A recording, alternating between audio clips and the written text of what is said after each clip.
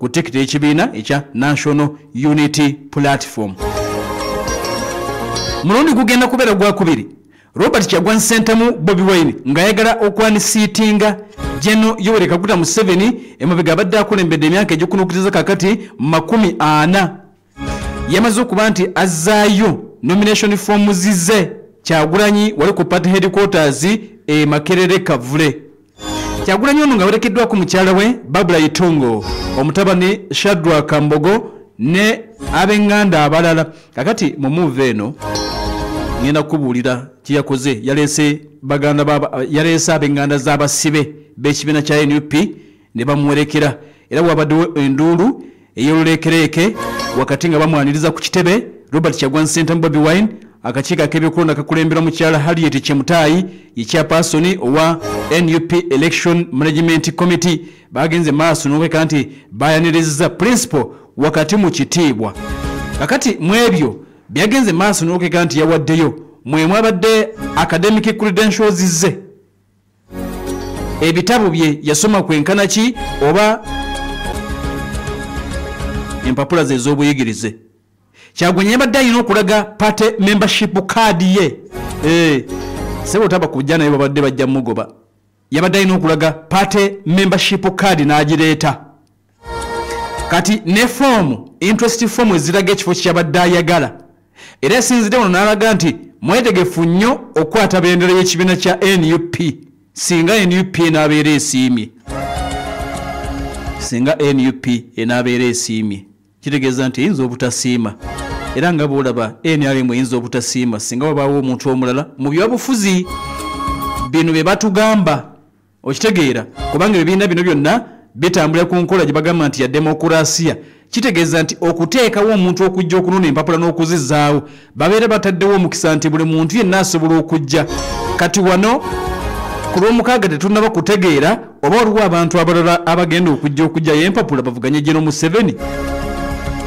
Okitegeera kakati era nga bwe kiri eri omuntu omuyinza okugamba nti General Museveni NRM oyinza okuba nti tobaawula General Museveni NRM tobaawula.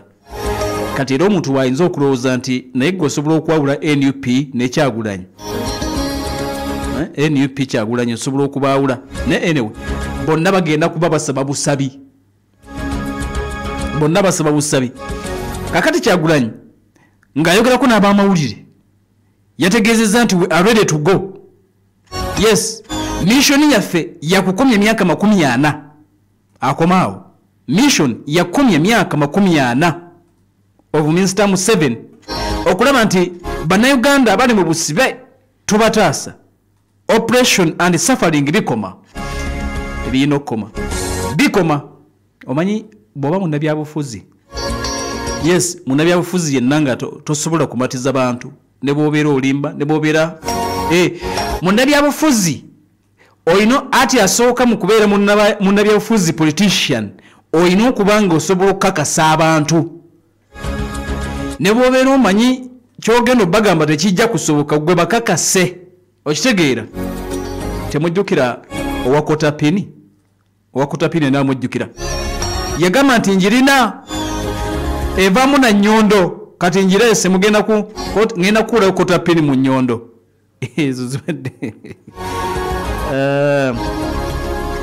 yagamba ngenda gye kulayo na nnyondo nze nyina ennyondo. Bannayuganda muwulidde nti yesebo kano tuwulidde nese nnyondo ngenda kuulayo kotapini.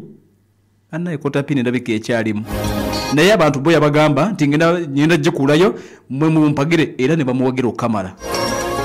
Kati munnabyabufuzi oteekeddwa abantu okuba nti osobola obbamatiza.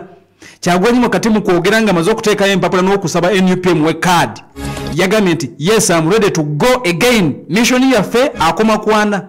Mission yakoma kwameka kwana. Nyendulu nevuga agambye ati akoma kwana. Era n'ategeeza nti ekisuubizo kyange gye muli, my promise to you members of the NUP, bamera b'ekibiina kya NUP, I will not let you down. Sigenda, sijja kubaswaza, sijja kubasuula. Ngenda kukozesa amaanyi gange gonna mukalo kano ketugendamu aka protest vote tugenda kuleta victory tuleta victory protest vote ku luno gye tulonkinze ereta victory mwe munesige musirike beranga bwegenda maaso n'okulabika nti munnange etambula taddeko Pale FM ekulira omuntu wa bulijjo okusinza ku ssaabawandiisi w'ekibiina kya NUP bamuyita David Lewis Lubongoya yategeezezza nti ekibiina kino bwe kityo kyagenda maaso n'okuba nti kiranga abantu abaagala okwesimbawo ku ntebe ennene abantu abaagala ekibiina kibawe kaadi baalanga nga bayita mu section number nga bayita mu article number 6 katundu akokusatu mu ssemateeka w'ekibiina kya NUP baalanga ng'ennaku z'omwezi 18 okutuuka ng'ennaku z'omwezi 25 abantu abaagala entebe y'obukulembeze bw'eggwanga bajje bagende maaso n'okulabika nti obaolyawo basaba ekibiina era bagambye nti process eno ebadde transparent okusinziira ku bye tugenze maaso n'okulabika nti tufuna nti wakati mu kulanga abaagala okukwatira bendera ekibiina kya NUP wavaayo abantu 2 bokka bafuna applications 2 zokka emu ye Robert Kyagulanyi Ssentamu Bobi Wine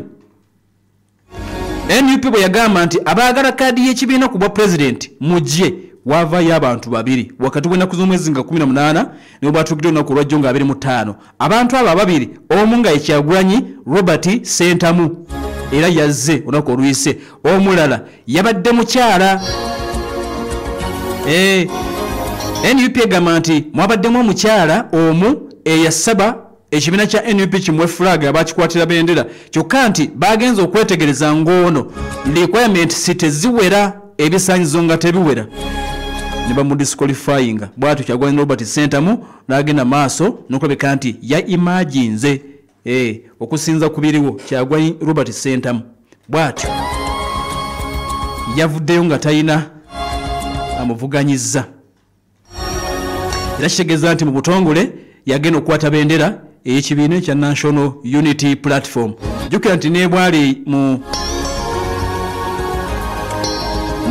ampuliriza eri munda mu kibiina Delegates Conference bamulonda asigale nga president w'ekibiina kakati okusinza ku Election Management Committee EMC ekibiina kya NUP bwe batyo balangidde dda ne bagamba nti presidential candidate gubayina 2026 simulala agenda kubeera Kyagulanyi Robert Ssentamu Bobi Wine talina amuvuganyiza munda mu kibiina nga webisuubidde okulabika nti bigenda kuba bitambula omwaka 2026 kakati mbagambye nti Kyagulanyi NUP kyawedde dda ye mwenda gwe baleese olunaku lugenda kuba lwa 6 General Yoweri Kaguta Museveni agenda kulabika nti naye ampuliriza ajjayo empapula mu butongole oba okusaba mu butongole ekibiina kimuwandeko eddusu nga twolekera omwaka ogwa 2026 ataddeko Pale FM ekkulu eri omuntu wa bulijjo. The inside story. Okulonda kwe tugendamu kwa muliro, we either make it or break it. The inside story. Right now, me want to thank the one of them ghetto youth today for the patriotism and consistency we are show. We know say you have a problem, the fire burn up the whole things them.